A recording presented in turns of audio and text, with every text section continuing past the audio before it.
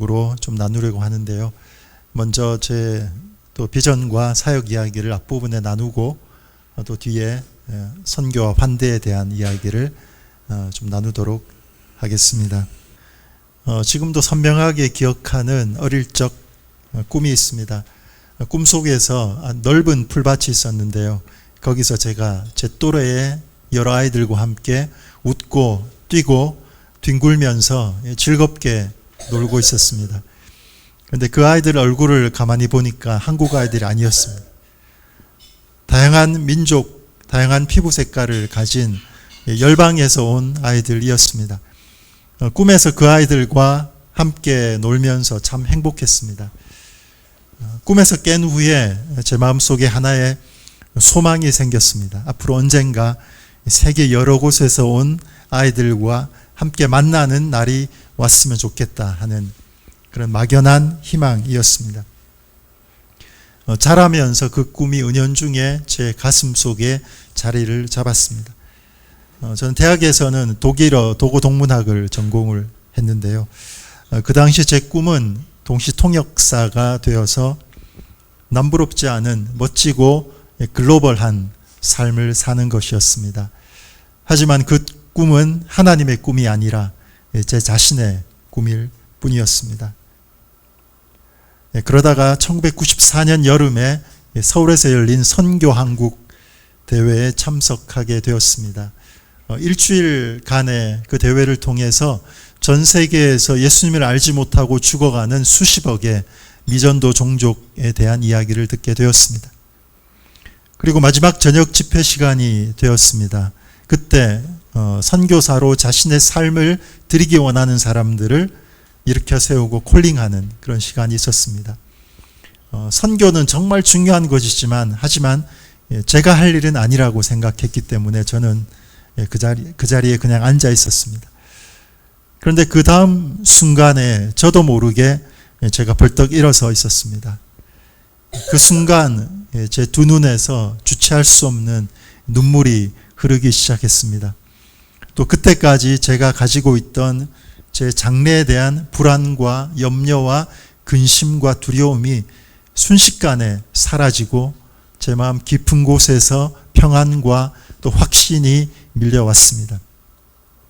그리고 마음속에서 거부할 수 없는 또렷한 주님의 내적 음성이 들려왔습니다. 사랑하는 아들아, 이 길이 네가 일평생 걸어가야 할 길이다.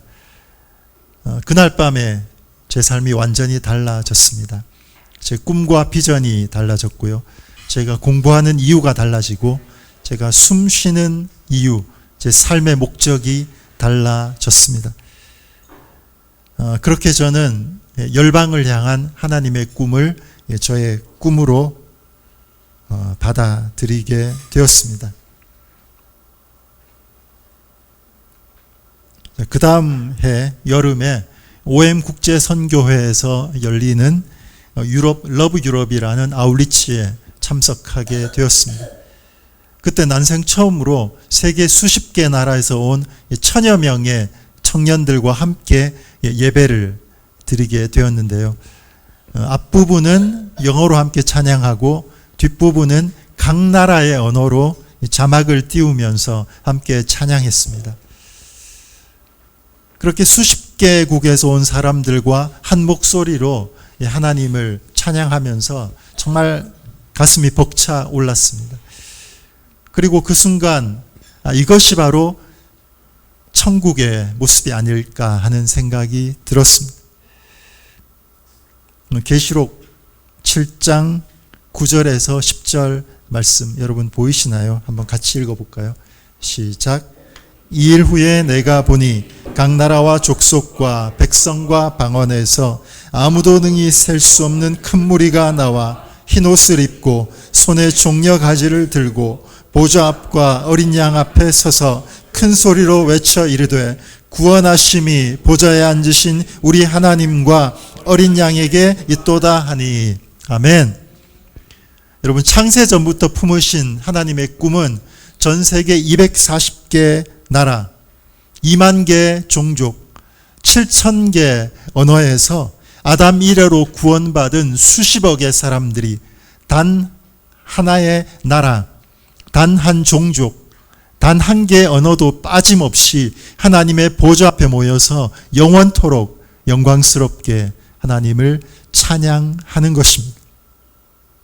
하나님을 예배하는 것입니다.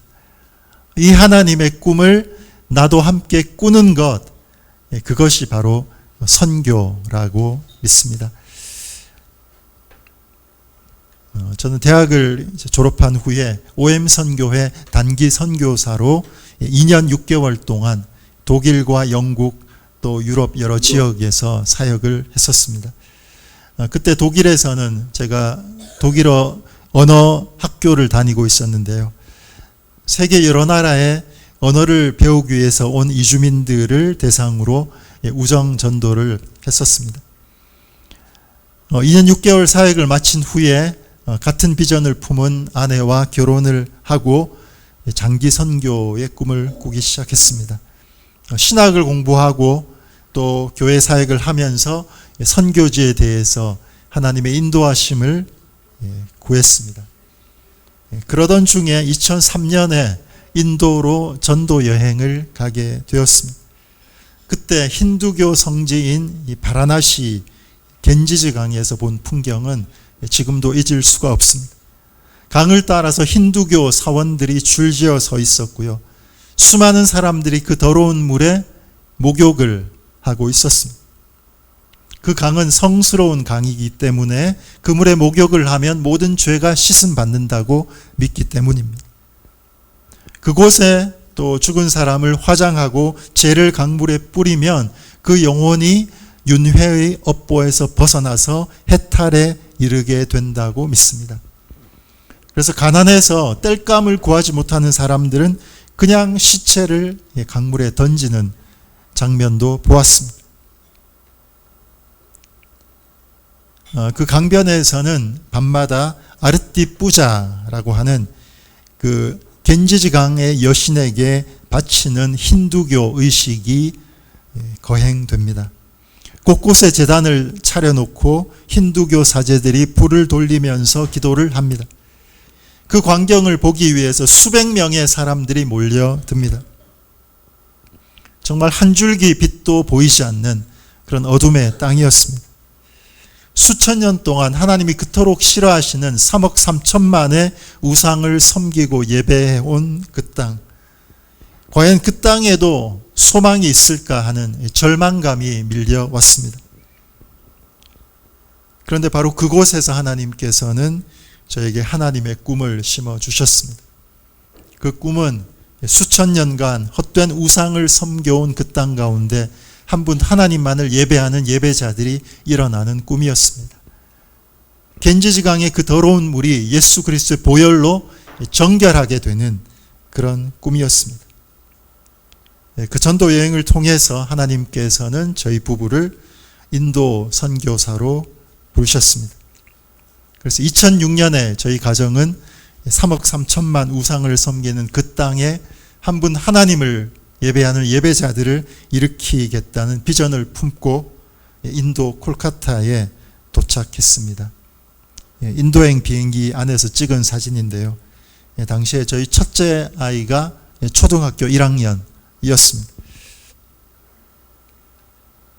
인도에서 첫 6년간 저희가 했던 사역은 곳곳을 다니면서 예배하는 그런 사역이었습니다.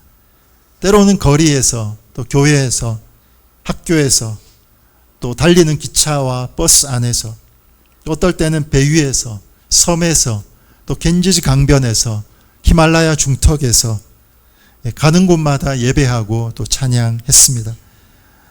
비록 초라한 예배 현장이었지만 정말 가난하고 갈급한 심령을 가진 인도의 청년들과 함께 예배했던 시간들은 지금도 잊을 수가 없습니다.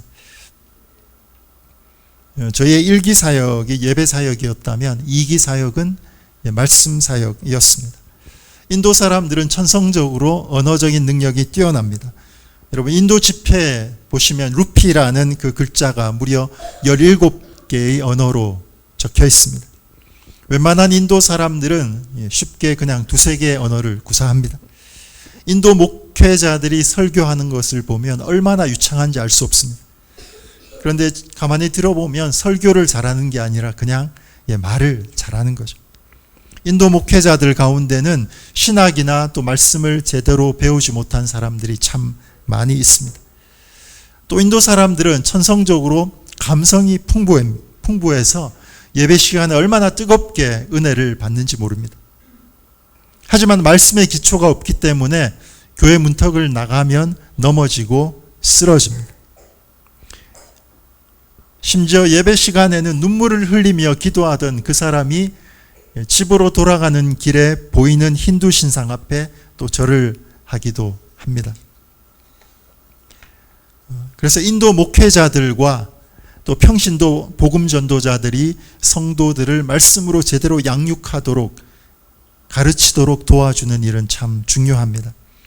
그래서 현지 목회자들을 대상으로 성경을 가르치는 사역자 학교를 매년 2학기로 진행을 했었습니다. 창세기부터 계시록까지 말씀을 함께 공부하고 설교를 또 실습했습니다. 지난 2018년부터는 현지 교회 사역을 중점적으로 감당해 오고 있습니다. 사역 초기에 팀으로 사역하는 선교사님 가정과 함께 미전도 종족을 리서치하다가 작은 어촌 마을을 발견했습니다. 당시에 그 산토스라는 형제의 집에서 어린이와 청소년들을 중심으로 가정에서 예배가 드려지고 있었습니다. 하나님 은혜로 2010년에 그곳에 교회가 세워지게 되었습니다. 13년이 지난 지금은 당시 가정교회를 이끌던 그 산토스 형제는 작년에 집사 안수를 받았고요. 당시 청소년이었던 데보브로토라는 형제는 신학을 마치고 작년에 목사 안수를 받았습니다. 현재 담임 목회자로 교회를 신실하게 섬기고 있습니다. 인도에서는 서로 만날 때 나마스테라고 인사를 합니다. 이 나마스테는 산스크리트어로 당신에게 절합니다 라는 뜻입니다. 그런데 3억 3천만의 신을 섬기는 힌두교 문화에서는 좀 더 깊은 종교적인 의미를 지닙니다. 내 안에 깃든 신이 당신 안에 깃든 신에게 경의를 표합니다. 내 안에 있는 신적인 빛이 당신 안에 신적인 빛에게 경의를 표합니다. 로마서 1장 20절을 보면 창세로부터 그의 보이지 아니하는 것들 곧 그의 영원하신 능력과 신성이 그가 만드신 만물에 분명히 보여 알려졌다고 말씀을 합니다. 비록 뒤틀리고 왜곡되었을지라도 힌두 문화 속에도 그 인간 안에 있는 하나님의 형상을 인식하는 한 줄기 진리의 빛이 비추어졌음을 보게 됩니다. 한 번은 성탄절을 앞두고 선물과 또 복음을 나누기 위해서 가난한 현지인 가정을 방문한 적이 있습니다. 저희 부부 앞에 삶은 달걀 2개와 또 독특한 향의 인도 콜라 한 잔이 놓여 있었습니다. 그들의 형편에서는 정말 지극한 정성과 사랑이 깃든 그런 대접이었습니다. 그 순간에 그들에게 무언가를 나누기 위해서 갔던 저희의 마음이 한없이 낮아짐을 경험했습니다. 어떤 의미에서 선교는 바로 환대를 주고 받는 것입니다. 선교란 그들의 음식을 함께 먹고 그들의 환대를 받아들이는 데서부터 시작이 됩니다. 인도 같은 경우에는 그들이 손으로 밥을 먹으면 그들과 함께 손으로 밥을 먹는 것입니다. 그랬을 때 그들의 마음 문이 열리고 그들 또한 우리의 환대를 받아들이게 됩니다. 그래서 선교란 결국은 우리의 마음을 열어서 언어와 문화가 다른 낯선 이들을 우리의 공간과 우리의 공동체 안으로 초대하는 것입니다. 더 나아가서 그들을 하나님 나라의 공동체로 초대하는 것입니다. 그런데 이 환대는 먼저 그들 안에 있는 하나님의 형상을 발견하는 데서부터 시작됩니다. 인도에서는 날마다 힌두 사제가 가게들을 돌면서 힌두교 의식을 거행합니다. 한 번은 제가 동네 미용실에 들러서 머리를 자르고 있었는데요. 마침 힌두 사제가 향을 피우고 있었습니다. 그 모습을 지켜보다가 그와 눈이 마주쳤습니다. 20대 초반쯤밖에 안 되어 보이는 아주 앳된 그런 청년이었습니다. 제가 미소를 지었더니 그 청년도 미소로, 환한 미소로 저에게 화답을 했습니다. 그런데 그 미소가 너무나 순박하기 그지없었습니다. 그 순간에 그 영혼을 향한 알 수 없는 마음이 제 안에 부어졌습니다. 마치 내 자녀이기라도 한 것처럼 그 청년이 사랑스럽고 또 안쓰럽게 느껴졌습니다. 머리를 자르고 집으로 오는 내내 그 청년의 미소가 떠나지 않았습니다. 그 미소 안에는 비록 희미할지라도 하나님의 형상이 서려 있었습니다. 그 청년이 부디 하나님을 알아서 하나님의 온전한 형상으로 다시 회복되기를 바라는 간절한 기도가 제 안에서 솟구쳐 올랐습니다. 그날 제 안에 무언가가 바뀌었습니다. 그 이전까지 제가 만난 힌두 사제는 사탄에 사로잡힌 이들이었습니다. 성령의 능력으로 대적하고 저주할 대상이었습니다. 그런데 그날 하나님께서는 비록 깨어졌을지라도 그들 안에 있는 하나님의 형상을 보게 하셨습니다. 그들이 대적하고 저주할 대상이 아니라 환대하고 축복할 대상임을 깨닫게 하셨습니다.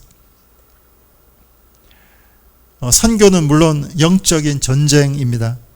인도와 같은 선교지에서는 한 영혼을 구원하기 위해서 때로는 영적인 능력 대결이 요구됩니다. 그래서 인도 그리스도인들 가운데는 치유나 기적을 통해 예수님께 나오는 사람들이 꽤 많습니다. 하지만 이 능력 대결은 진리 대결로 이어져야 하고요. 진리 대결은 결국 사랑 대결로 이어져야만 합니다. 우리가 아무리 놀라운 진리로 그들을 굴복시킨다 해도 사랑을 보여주지 못하면 결국 우리의 선교는 무기만 들고 있지 않았을 뿐이지 결국 기독교로 세상을 정복하려는 제국주의 선교가 되어버리는 거죠. 영국이 인도 식민 지배를 마치고 떠날 때 간디가 이런 말을 했다고 합니다. 당신들이 만든 예수는 가져가고 성경 속의 예수는 두고 가라. 또 이런 말도 했죠. 나는 예수님을 사랑합니다. 하지만 나는 그리스도인들을 좋아하지 않습니다. 왜냐하면 그들은 예수님을 닮지 않았기 때문입니다. 기독교 국가였던 영국이 힌두 교인들에게 그리스도의 형상을 보여주는 데 실패한 것입니다. 결국 인도인들의 눈에 기독교는 정복자와 압제자의 종교가 되어 버렸습니다. 그것이 지금까지도 인도 선교의 커다란 장애물로 남아 있습니다. 문제는 한국 선교도 알게 모르게 이 서구의 선교를 따라간다는 것입니다. 갑이 되어서 힘으로 선교하고 돈으로 선교하는 거죠. 그냥 내가 하고 싶은 선교, 우리가 하고 싶은 선교를 일방적으로 하는 것입니다. 한국에서 인도를 방문하는 단기 팀들을 보면 보통 두 가지 종류가 있습니다. 첫 번째는 자신들이 준비한 것을 가지고 와서 멋지게 펼쳐 보이고 돌아가는 그런 팀입니다. 둘째는 선교지의 필요가 무엇인지를 먼저 물어보고 거기에 따라서 사역을 준비해 오는 그런 팀입니다. 여러분, 진정한 환대라는 것은 일방적으로 내가 주고 싶은 것을 주고 뿌듯해하는 것이 아니라 상대방의 관점에서 그들의 필요를 채워주는 것입니다. 선교학자인 조시 렉스톤은 하나님의 선교의 핵심은 인간 안에 있는 하나님의 형상을 회복하고 새롭게 하는 것이라고 말했습니다. 선교란 깨어진 하나님의 형상을 회복하는 것입니다. 그런데 하나님의 형상을 회복하는 이 선교는 먼저 그들 안에 있는 하나님 형상을 발견하는 데서부터 시작이 됩니다. 여러분, 하나님의 형상이 무엇입니까? 웨스트민스터 소요리 문답 신문에 보면 하나님께서 인간을 자신의 형상을 따라 지식과 거룩과 의로 창조하셨다고 말씀합니다. 비록 희미하고 또 온전치 못할지라도 모든 인간은 이 하나님의 형상을 품고 있습니다. 회교도든 불교도든 또 이슬람교도든 힌두교도든 모든 인간에게는 어렴풋하나마 창조주를 아는 지식이 있고요. 또 죄를 부끄러워할 줄 아는 거룩함이 있고 또 옳은 일을 행하려고 하는 의로움이 있습니다. 그것이 인간을 다른 피조물들과 구별하는 것입니다. 선교는 바로 그 형상을 발견하고 환대하는 데서 시작이 됩니다. 그래서 환대가 선교이고 또 선교는 곧 환대라고 할 수 있습니다. 저희 부부는 코로나 기간에 비자 연장이 거절이 되었습니다. 그래서 인도에서의 장기 체류가 불가능한 그런 상황이 되었습니다. 이런 상황 속에서 하나님의 인도하심을 구할 때 하나님께서 새로운 꿈을 주셨습니다. 그것은 바로 국내 이주민들을 대상으로 하는 다민족 또 다문화 사역에 대한 꿈이었습니다. 저희가 국내 이주민을 향한 하나님의 마음을 느끼게 된 구절이 바로 신명기 10장 19절입니다. 너희는 나그네를 사랑하라. 전에 너희도 애굽에서 나그네 되었음이니라. 이 말씀이 저에게는 이렇게 들려졌습니다. 너희는 국내 이주민을 사랑하라. 전에 너희도 인도에서 이주민이 되었음이니라. 저희 부부는 단기 선교와 또 선교 훈련까지 합하면 약 20년 이상을 해외에서 이주민의 삶을 살았습니다. 그러면서 총 4번의 비자 거절과 또 1번의 비자 연장 거절과 또 1번의 출국 명령서를 받아 보았습니다. 또 그 중에서 16년을 인도에서 살았는데요. 인도의 공항 출입국 심사대는 지옥문이라는 별명을 가지고 있습니다. 그곳에 서서 의심의 눈초리를 느끼면서 가슴 졸인 적이 수없이 많았습니다. 때로는 눈물을 흘렸던 적도 있습니다. 이 모든 순간이 돌이켜보면 하나님께서 저희를 이주민 선교사로 부르시기 위한 준비의 시간이 아니었을까 생각해 봅니다. 그래서 저희 부부는 작년부터 인도 비거주 사역과 함께 국내 이주민 선교를 시작하게 되었습니다. 현재 위디 선교의 MMTS 코디네이터로 협력하고 있습니다. 그러면서 이 환대와 또 하나님 형상의 관점으로 국내 이주민들을 바라보게 되었습니다. 사실 해외 선교 사역보다 국내 이주민 사역에서 환대의 중요성은 더 큰 것 같습니다. 왜냐하면 해외 선교지에서는 어쨌든 그들이 그 땅의 주인입니다. 하지만 한국에서는 그들이 나그네의 입장으로 살아가고 있다는 것입니다. 제가 청년 시절 단기 선교사로 처음 사역했던 곳이 동베를린이었습니다. 하루는 제가 동네 슈퍼마켓에 식료품을 사러 갔는데요. 거기서 좀도둑으로 오해받은 적이 있습니다. 제가 오해받은 단 하나의 이유는 그 안에서 제가 유일한 동양인이었기 때문이었습니다.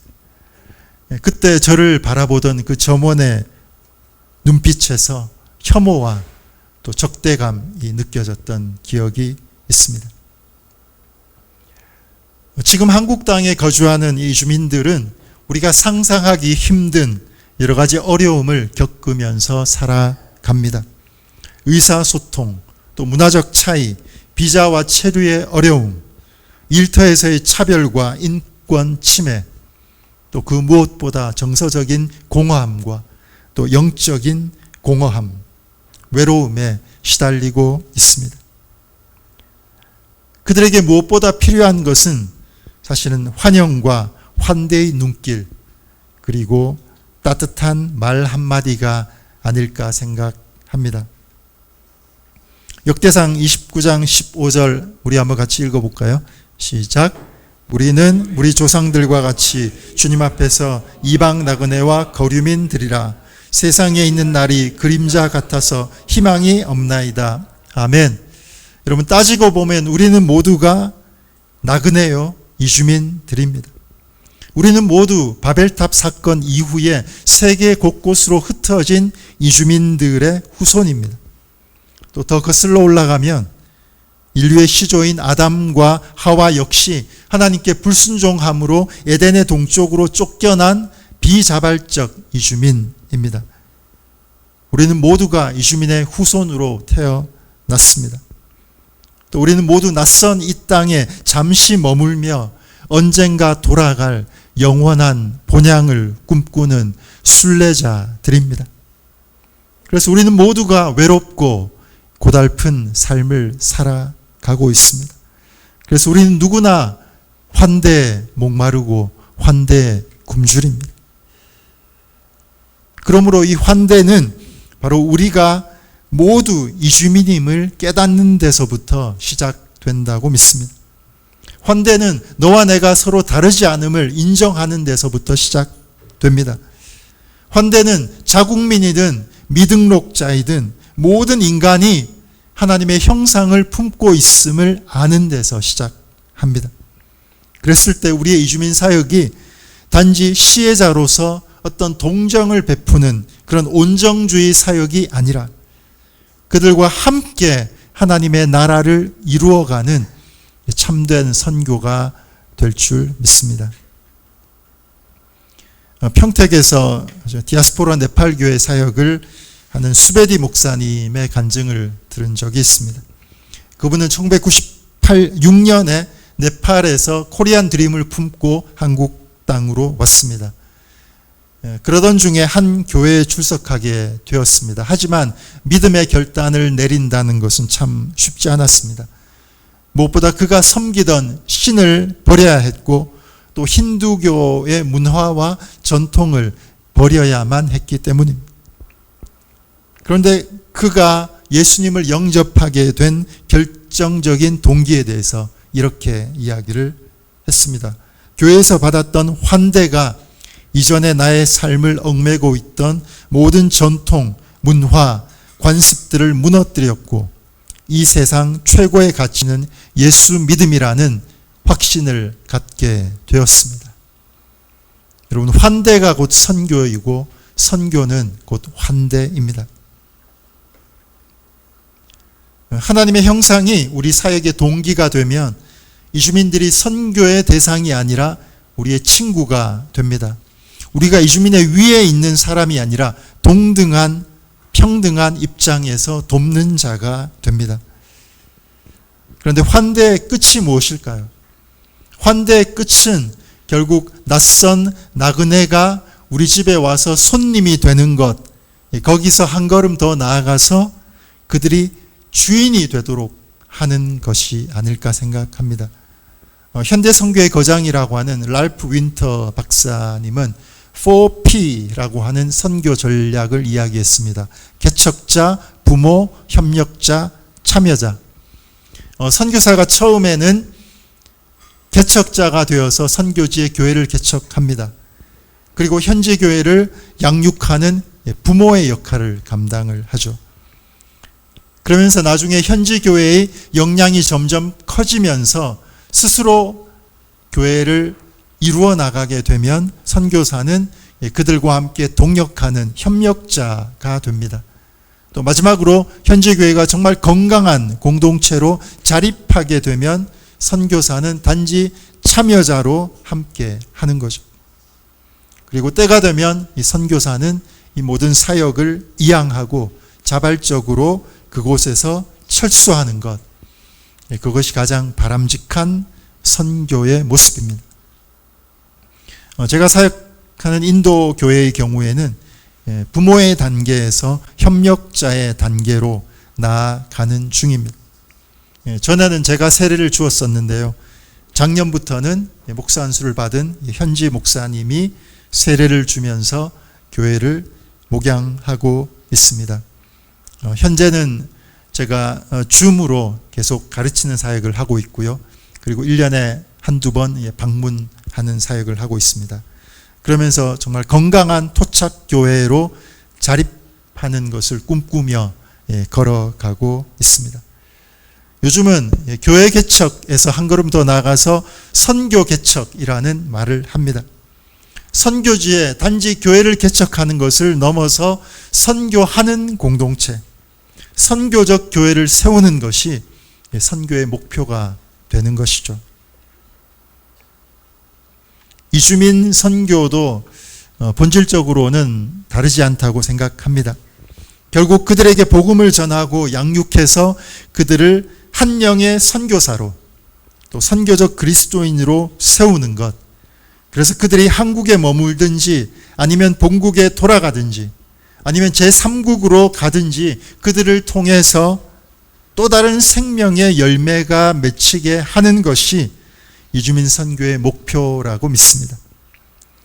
저희 부부가 인도에서 예배 사역을 처음 시작할 때 1년 동안 센터에서 함께 예배하고 양육했던 양아라고 하는 자매가 있습니다. 저 위에 있는 중간에 있는 자매인데요.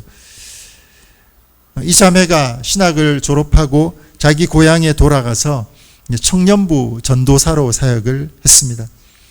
그런데 저희가 몇 년간 해오던 그 센터를 이전하는 날이었는데요. 그날 고향에서 섬기는 청년들과 함께 저희 센터를 방문한 모습입니다. 차로 10시간 가까이 달려서 기차를 갈아타고 30시간을 와야 하는 거리입니다. 그날 그 자매가 청년들 앞에서 저희 부부를 소개하면서 자기가 저희 사역의 열매인데 오늘 자기가 맺은 열매들을 데리고 왔다고 하면서 열매가 또 다른 열매를 맺었다는 고백을 했습니다. 그때 하나님께서 저희 마음에 주시는 위로와 감동이 있었습니다. 지금은 결혼을 해서 신실하게 예배 사역과 또 말씀 사역을 감당하고 있습니다. 이 시간 우리의 이주민 선교를 바라보면서 몇 가지 질문들을 한번 던져 보았으면 좋겠습니다. 우리는 그들을 하나님의 형상이자 환대의 대상으로 보고 있습니까? 아니면 그냥 사역의 대상으로 여기고 있습니까? 우리는 이주민을 위해서 사역하고 있습니까? 아니면 우리가 이주민을 위하는 것이라고 여기는 방식으로 사역하고 있습니까? 우리는 그들을 이방인으로 여기며 사역하고 있습니까? 아니면 그들을 친구로 여기며 사역하고 있습니까? 우리는 그들과 동등한 입장에서 동역하고 있습니까? 아니면 그들보다 우월한 입장에서 동정심이나 온정주의에 근거해서 사역하고 있습니까? 우리가 섬기는 이주민들이 단지 도움을 받는 자의 그 자리를 넘어서서 참된 예배자와 선교사로 세워지고 그들을 통해 또 다른 생명의 열매가 맺혀지고 있습니까? 이런 질문들을 한번 던져 보기를 원합니다. 여러분, 선교적 교회가 무엇입니까? 선교 사역을 많이 한다고 해서 선교적 교회가 되는 게 아니라 모든 성도가 정말 뼛속부터 선교적 DNA를 가진 선교적 존재로 살아갈 때 그런 선교적 존재들, 그런 성도들이 모인 공동체가 바로 선교적 교회가 된다고 믿습니다. 다른 말로 하면 모든 성도가 바로 환대의 사람이 되는 것입니다. 나무 아래 교회가 정말 온전한 선교적 교회로 세워지시기를 축복합니다. 먼저 여러분 각자가 환대의 사람들이 되시길 축복합니다. 여러분의 가정과 일터에서 선교적 존재로, 선교적 그리스도인으로 하루하루의 일상을 살아가시기를 축복합니다. 또 여러분을 통해서 환대를 경험한 그 사람들이 또 다른 이들을 환대하고 또 하나의 열매를 맺는 그 생명의 역사가 끊임없이 일어나기를 축복합니다. 그래서 나무 아래 교회가 정말 환대의 사람들이 모인 환대의 공동체가 되기를 축복합니다. 이 나무 아래 교회를 통해서 이 땅의 이주민들이 환대를 경험하고 그들 가운데 하나님의 거룩한 형상이 회복되어지기를 축복하며 또 기도합니다. 인도 캘커타, 제가 16년간 살았던 도시인데요. 여기에는 마더 테레사가 설립한 사랑의 선교회가 있습니다. 지금도 전 세계에서 자원봉사자들이 와서 가장 가난하고 병든 이들을 섬기고 있습니다. 마지막으로 이 마더 테레사의 글을 소개하고 마치도록 하겠습니다. 한 번에 한 사람씩, 난 결코 대중을 구원하려고 하지 않는다. 난 다만 한 개인을 바라볼 뿐이다. 난 한 번에 단지 한 사람만을 사랑할 수 있다. 한 번에 단지 한 사람만을 껴안을 수 있다. 단지 한 사람, 한 사람, 한 사람씩만. 따라서 당신도 시작하고 나도 시작하는 것이다. 난 한 사람을 붙잡는다. 만일 내가 그 한 사람을 붙잡지 않았다면 수만 명의 사람을 붙잡지 못했을 것이다. 모든 노력은 단지 바다에 붙는 물 한 방울과 같다. 하지만 만일 내가 그 한 방울의 물을 붓지 않았다면 바다는 그 한 방울만큼 줄어들 것이다. 당신에게도 마찬가지다. 당신의 가족에게도, 당신이 다니는 교회에서도 마찬가지다. 단지 시작하는 것이다. 한 번에 한 사람씩. 이것으로 제 강의를 마치겠습니다. 감사합니다.